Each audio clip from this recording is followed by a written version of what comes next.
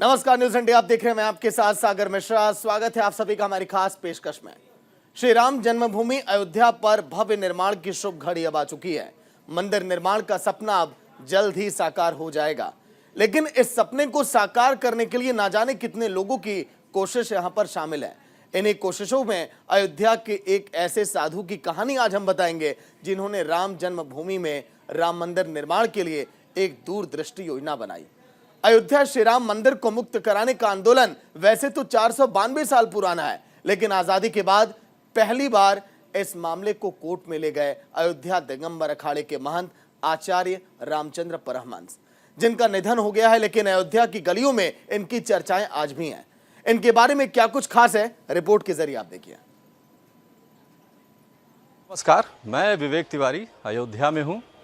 अयोध्या है, राम है, अयोध्या है, आंदोलन है, संघर्ष है, तप है, बलिदान है, प्रतीक्षा है, और जब ये सब कुछ मिलता है तो राम मंदिर बनता है। दुनिया के इतिहास में शायद ऐसी कोई दूसरी मिसाल नहीं होगी जहाँ पर अपने आराध्य की जन्मस्थली को पाने के लिए किसी समुदाय ने 5 सदी तक संघर्ष किया हो, और आगे भी ऐसी कोई मिसाल होने वाली नहीं है। जाहिर है कि जब संघर्ष होता है, आंदोलन होता है, तो उस आंदोलन के नायक भी होते हैं। आज़ादी के बाद से अगर राम मंदिर के आंदोलन का इतिहास देखा जाए तो बहुत से नायक हुए, लेकिन उन नायकों की सूची में सर-ए-फ़हरिस्त यानी सूची में सबसे ऊपर जो नाम है, वो नाम है बिहार के छपरा ज़िले से आने वाले चंद्रेश्वर तिवारी, सरयू पारीण शांडिल गोत्र के ब्राह्मण, जो बाद में जिनको पूरी दुनिया ने आचार्य रामचंद्र परमहंस के नाम से जाना। आंदोलन के वो अगुवा रहे। पहले ऐसे शख्स थे जिन्होंने सन 1949 में, यानी कि भारत की आज़ादी के बाद पहली बार रामलला के दर्शन पूजन का मुकदमा अयोध्या के सिविल अदालत में दाखिल किया था, और उसके बाद मुसलसल लगातार जब तक ये मुकदमा चला, वो उसके मुख्य पैरोकार थे। उनसे आपका परिचय कराते हैं, उनके बारे में जानते हैं। आज वो हमारे बीच में नहीं हैं, लेकिन आचार्य जी की धमक ऐसी थी, उनकी हनक ऐसी थी कि जब 1986 में वो एक कॉल देते हैं कि अगर मार्च 1986 तक राम जन्मभूमि का शिलान्यास न हुआ तो वे आत्मदाह कर लेंगे। उनके इस ऐलान के बाद बहुमत वाली, भारी भरकम बहुमत वाली राजीव गांधी की सरकार हिल जाती है, और अल्टीमेटम के 1 महीने पहले ही शिलान्यास करा दिया जाता है। जब उनका देहांत हुआ तो प्रधानमंत्री उस वक्त के अटल बिहारी वाजपेयी स्वयं यहाँ पर आए थे उनके अंतिम संस्कार में भाग लेने के लिए। राम जन्मभूमि ट्रस्ट के सबसे पहले अध्यक्ष रहे और आजीवन रहे। ये जो पूरा आंदोलन खड़ा हुआ, आपका खड़ा हुआ है, और इस वक्त मैं उनके चित्र के सामने हूँ। आचार्य परमहंस, जिन्होंने बुनियाद रखी इस पूरे आंदोलन की, इस जगह पर जहाँ पर इस वक्त हम खड़े हैं, अयोध्या का रामानंदी संप्रदाय का यह दिगंबर अखाड़ा है, इस पूरे आंदोलन का जन्म स्थान है। जिस तरह भगवान श्री राम की जन्मस्थली यहाँ से कुछ दूर जहाँ पर उनके जन्म स्थान का मंदिर तैयार हो रहा है, उसी तरह राम मंदिर आंदोलन का जो जन्म स्थान है वो ये जगह है, अयोध्या का दिगंबर अखाड़ा, जहाँ पर इस पूरे आंदोलन की रचना की गई। महंत अवैधनाथ हों, चाहे अशोक सिंघल जी हों, बड़े बड़े नेता, उमा भारती, विनय कटियार, सारे लोग यहीं पर आकर के आंदोलन की रणनीति बनाया करते थे। तो आंदोलन के अभियान की जो जन्मस्थली है वहाँ पर इस वक्त हम खड़े हैं। दिगंबर अखाड़ा के बारे में जानते हैं, आचार्य रामचंद्र परमहंस जी के बारे में जानते हैं। आज वो हमारे बीच नहीं हैं, और ये एक दुख की बात है। अगर आज वो होते, या आज जहाँ भी वो होंगे, भगवान श्री राम के जन्म स्थान का जो मंदिर बन रहा है उसको देखकर वो आशीर्वाद दे रहे होंगे, क्योंकि उन्हीं के नेतृत्व में, उन्हीं की प्रेरणा से ये सारा आंदोलन खड़ा हुआ, चला, और आज उसकी परिणति राम मंदिर के निर्माण के तौर पर की जा रही है, होती हुई हम सब देख रहे हैं। तो चलिए यात्रा शुरू करते हैं और जानते हैं आचार्य रामचंद्र परमहंस जी और दिगंबर अखाड़ा के बारे में।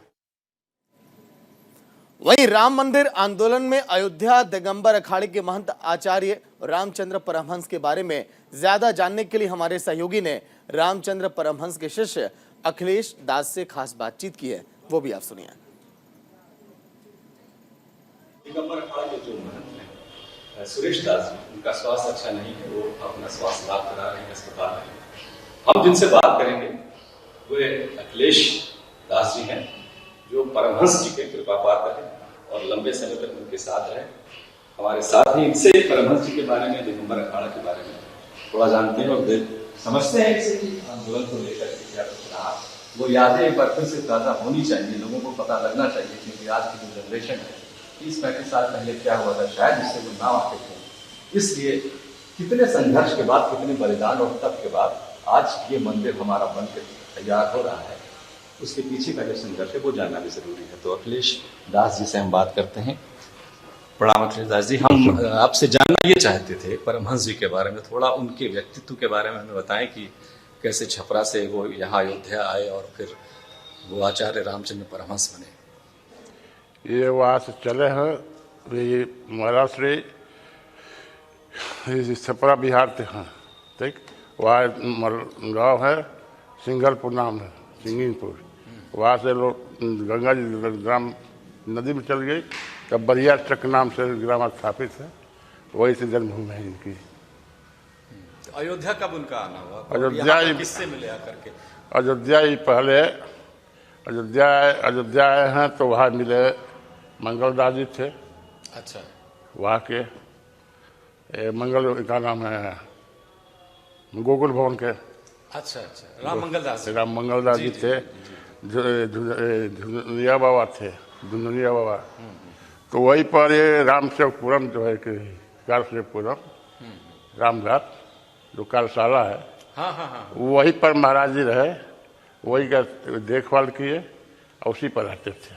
एक बात दर्शकों के साथ और जोड़ दूं कि आंदोलन के बाद 1992 के बाद या उससे थोड़ा पहले ही जो अयोध्या में कार्यशाला बनी, जहां पर पत्थरों को लाकर के तराशने का काम शुरू हुआ और वहीं से तराश करके आज वो मंदिर में उसको लगाया जा रहा है, वो जमीन दिगंबर अखाड़ा की ही थी और परमहंस जी ने उसको दान कर दिया था कार्यशाला के लिए, पत्थरों के निर्माण के लिए, मंदिर से जुड़ी हुई सामग्रियों के निर्माण के लिए उसको दान किया था। ये बात भी ध्यान रखनी चाहिए कि आंदोलन को केवल नेतृत्व ही नहीं दिया, बल्कि उनके पास जो संसाधन थे, दिगंबर अखाड़ा के पास जो संसाधन थे, उसको भी उन्होंने मंदिर निर्माण से जुड़ी हुई गतिविधियों में लगा दिया था। जी, अब आगे बताएं। इसके बाद वहां से आने के बाद इनको 74 में दिगंबर अखाड़े महाराज बड़े महाराज जी थे, उनके गुरु जी ला के आके उनको मनथाई दिए।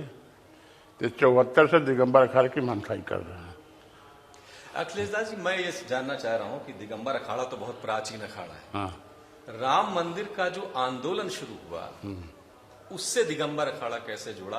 और जब आचार्य जी ने मुकदमा दर्ज किया, पहला मुकदमा उन्होंने किया मंदिर को लेकर के, और फिर उसके बाद वो सब कुछ चलता रहा, तो उस आंदोलन से, मंदिर निर्माण से वो कैसे जुड़े, मुकदमे से कैसे जुड़े, फिर उसके बाद आंदोलन की जो भी रूपरेखा बनी? वो मुकदमा तब चालू हुआ है तो इनके नाम थी ना, महाराष्ट्र जी की नाम थी। जी। अहमदाबाद थे, उससे पहले बाद में हुआ चालू। इसके बाद 72 बाद आक्रमण हो गया था जन्मभूमि पर। जी। जब ये मुकदमा चालू हुई है तब 72 या 74 बाद उस जन्मभूमि आक्रमण हिंदुओं, नागाओं, साधुओं ने किया है। मस्जिदें खोन फेंके हैं वहाँ के लोग, ठीक। महात्माओं ने आक्रमण किया है, सरकार कब्जा की है। इसके बाद आंदोलन चालू हुआ, संघ आया, संघ का निर्माण हुआ। आने के बाद मैं एक प्रश्न आपसे और पूछना चाहता हूँ। अयोध्या बहुत बड़ा है, तमाम मठ है, तमाम मंदिर है, तमाम संत हैं, साधु हैं। परमहंस जी ने ही मुकदमा दाखिल किया है। बहुत से साधु संत थे, ना कर पाए होंगे, ना याद रहा होगा, ना उस आंदोलन को बढ़ाने की प्रेरणा उनको मिली होगी, तो क्या कारण रहा कि परमहंस जी ने ही उसको चुना, ये शुरू से मुक्त कराना है?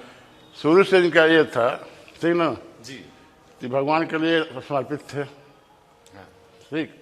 ये कहते थे रामचंद्र दास हमारा नाम है और राम के लिए हम अपना शरीर दे देंगे। ऐसी कारण ये राम जन्मभूमि में कूदे हैं, गए हैं। अयोध्या में कोई भी हिंदू परिषद को भाजपा को रहने स्थान नहीं दे रहा था। इसके बाद कहते हम अपना स्थान दे रहे हैं, जब तक पत्थर की तराशी होगी, भगवान की मूर्तियाँ बनेगी, पत्थर रहेगा, तब विश्व हिंदू परिषद हम दे रहे हैं, कार्यशाला खुला है। उसी आंदोलन हिले, न्यास अध्यक्ष बनाए गए। इसके बाद कार्यक्रिया चालू हुआ। नैयर जो थे, नैयर जो थे उस समय कोई नहीं था। उस समय ताला खुला है, इंदिरा के राज में। राजीव गांधी थे, हाँ नहीं, कांग्रेस की सरकार। आंदोलन पहला किए थे, हाँ। उस समय इंदिरा गांधी थी, अच्छा अच्छा। इसलिए महाराज खुद इंदिरा गांधी से मिलने गए थे। इंदिरा गांधी प्रश्न की थी, महाराज कहते थे, तो प्रश्न की थी एक प्रबंध से चले जाने के बाद संसार का बहुत लोग मरते, क्या बिगड़ जाए भारतवर्ष का। तो ये प्रश्न का उनको उत्तर दिए थे। तो नवमी के दिन, अष्टमी के दिन कोई सुनवाई नहीं हुआ और नवमी के दिन ताला नहीं खुला तो मैं आत्मदाह कर दूंगा। ये बात आप लोग जानते होंगे। जी जी जी जी। इसके बाद ये क्या किए, तो इंदिरा कहीं समझ जाओ, तो उसने प्रबंध मत समझो, पूरे देश में आग लगा दूंगा जिससे कि तुम्हारा संतान उसको नहीं मिटा सकता है, बुझा सकता है, वो मैं प्रबंध हूँ। तो जाके के बाद नवमी के दिन ताला खुला, दर्शन में पूजा पाठ चालू हुआ, मूर्ति रखे, मूर्ति पूजा पाठ चालू हुआ, तब से ये मंदिर का पूजा पाठ अर्चना चालू हो गया। तो अखिलेश दास जी जैसा बता रहे हैं कि मंदिर का निर्माण, उसको भव्यता अब दी जा रही है, लेकिन मंदिर 1949 में ही खुल गया था, मूर्तियां स्थापित कर दी गई थी, भगवान रामलला की पूजा पाठ भी शुरू हो गया था और तब से वो पूजन अर्चन किसी न किसी स्वरूप में हमेशा होता आया है, अब भी हो रहा है।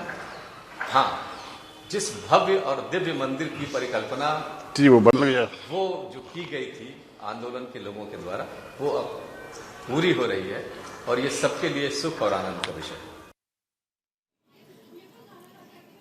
वहीं साल 1990 की कार सेवा के दौरान 3 कार सेवकों की पुलिस की गोली से मौत हो गई थी। हादसे के 30 साल बीत जाने के बाद भी कार सेवकों के परिजन अभी तक हादसे को भूल नहीं पाए और अब जब राम मंदिर का उद्घाटन का समय आ गया है तो उनके परिजनों का कहना है कि अयोध्या में भूमि पूजन के साथ ही मृतकों को सच्ची श्रद्धांजलि मिलेगी। सुनिए आप। अयोध्या आंदोलन की कहानियां बताने वाले या उससे परिचित हर दूसरे में से कोई एक घर आपको मिल जाएगा जिसके घर के लोग उस आंदोलन से जुड़े हुए हैं जो 2 नवंबर 1990 या 30 अक्टूबर 1990 को अयोध्या में विश्व हिंदू परिषद के आह्वान पर छेड़ा गया था। या तो उनके पूर्वज, उनके नाते रिश्तेदार इससे जुड़े होंगे, शायद ही अयोध्या का कोई ऐसा घर होगा जहां पर इस आंदोलन से जुड़े हुए लोग न रहते।